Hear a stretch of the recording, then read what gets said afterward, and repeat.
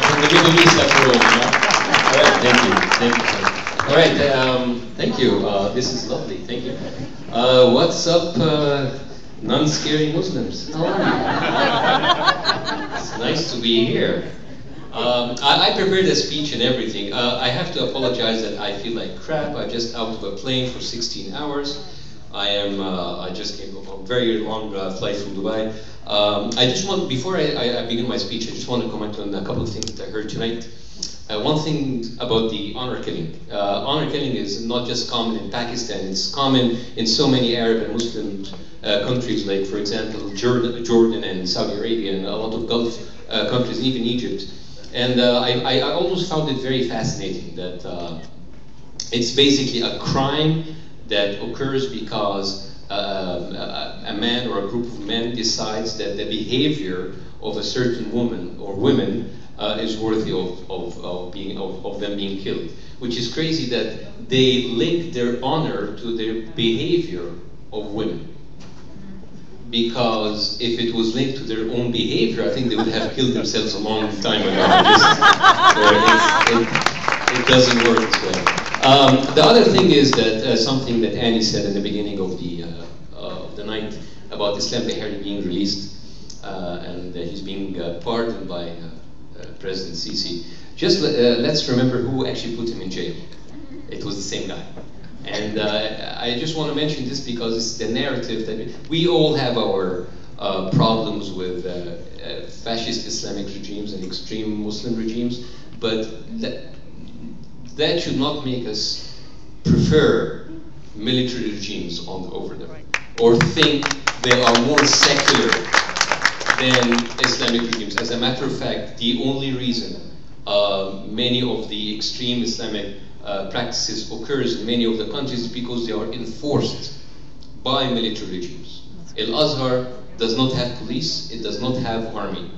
It's the military regimes who actually allow this to happen. I just wanted to clarify this in the beginning, and now we can begin my acceptance speech. So how do we start this?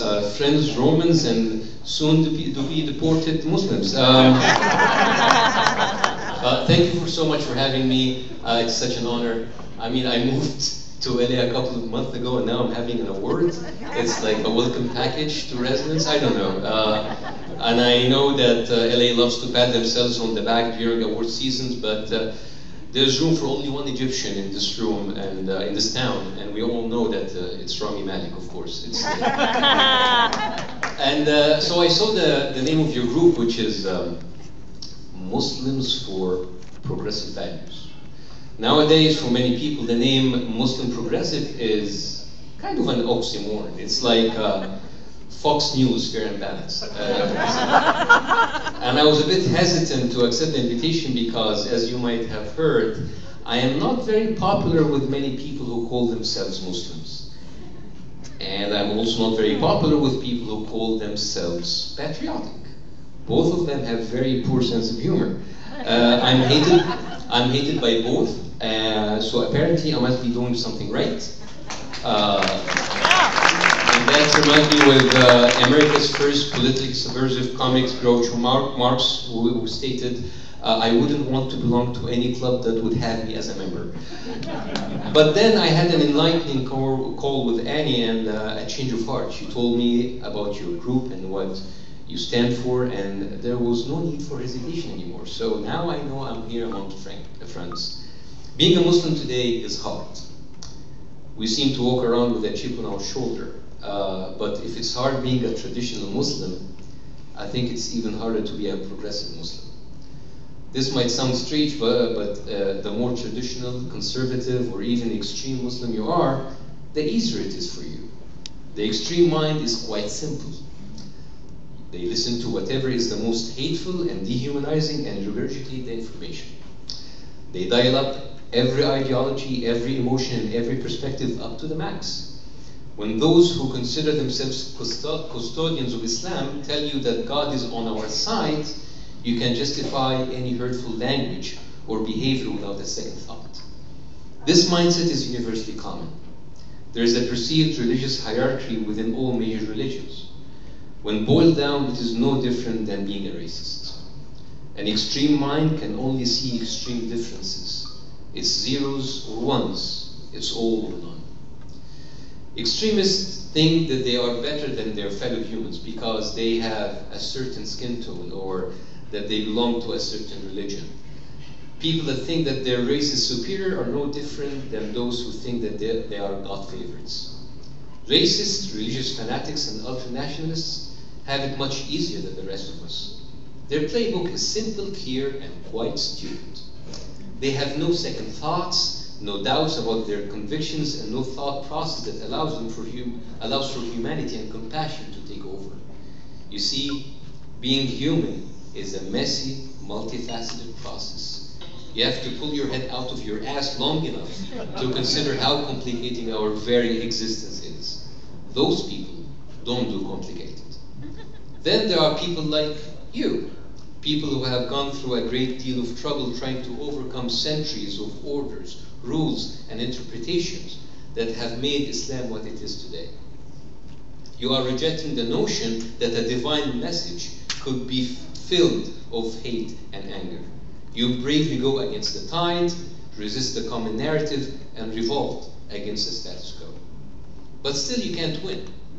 Your ideas may be considered blasphemous by many mainstream Muslims. And on the other hand, many of those who hate Islam, especially after seeing how it is represented today, they reject your ideas of being Muslim altogether. They accuse you of cherry picking, trying to create a new religion of your own, or at best, they call you a delusional hippie who got it all wrong. Islamists and Islamophobes have one thing in common. They don't consider you to be a good enough Muslim. You guys really got the worst of both worlds. Every day you find yourself having to prove something. You are trying to prove to non-Muslims that the actions committed by some people belonging to the same religion as you are not representative of your beliefs, while simultaneously recognizing where it came from. You know the roots of this hatred and terrorism. In the morning, you defend yourself against non-Muslims who attack you for being part of the religion, and by lunch, you have already argued with another Muslim who adopts those same interpretations that allows for heinous acts of hatred and terrorism. Both sides accuse you of making up a whole different religion that is neither accepted or validated by either side. You guys are very lonely Muslims. We should start creating a Tinder-like app for you. Netflix and chilling after what is the option.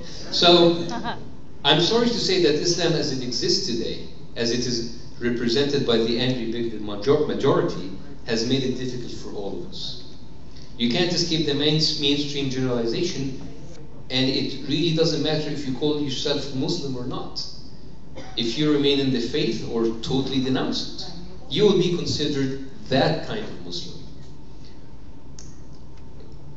Our skin, our accent, our names have locked us into this stereotype forever. Except, of course, Michael Alexander. You're white, so you can pass.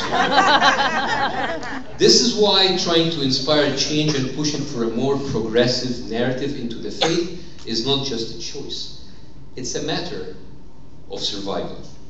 When hatred, xenophobia, and racism dominate the narrative, it doesn't matter how faithful you are or how committed you are to the faith. It will never be enough for the most extreme among us. You might be an atheist named Muhammad, or an Egyptian Christian Copt named Michael, or an Indian Sikh named Singh. Fanatical hatred doesn't discriminate. The haters will find a way to denounce us all. Trying to find a way to make the fanatics from both sides view us differently is no easy task. But it's not impossible. As a matter of fact, I do see hope. I see the tides turning. For hundreds of years, and maybe until very recently, there were generations who were deprived the right to question, to argue, or dispute anything that is related to religion. Although Islam prides itself as a religion that is devoid of false idols, and a religion that encourages questioning and discovery, we can see over the years that many false idols have been created and are now an integral part of the religion. Those idols came in the form of old books, infallible sheikhs, and scholars who controlled the mindset of millions of Muslims even long after their death. For a very long time, questioning became prohibited. They told us it was prohibited to prevent fitna, to protect us from doubts and the weakening of our faith. Many Muslim scholars tell you that it is a religion of logic, as long as it is a logic that they can control. Any attempt to dwell outside of the permitted parameters of total blind obedience is faced with scorn and contempt. But now there are younger generations that are not swayed or discouraged by this perceived prohibition of questioning or the ready-made guilt. They don't seek out scholars still living in the past who can't handle an inevitable future. The younger generations have access to unlimited sources of information. They are getting smarter and more cynical about what their parents took for granted. The extreme version of Islam that exists today is not only incompatible with the world we live in, it is also not sustainable. After decades of being carefully protected from questioning, this old version of Islam has grown weak and unfit. Avoiding challenge has atrophied the traditional religion. The so-called custodians of religion are feeling that. And due to their weaker state, they have nothing else to do but throw violent tantrums to try to withstand the changing tides. It is the people like you in this room who will help shape what the religion would look like in the next few decades. It's no easy task, and we may not see the results today, but the process has already started. You call yourselves Muslims for Progressive Values, or MPVs, but really you should be considered Islam's MVPs. I'm grateful that you would consider me as a part of the team. Thank you for the award. Thank you so much for honoring me.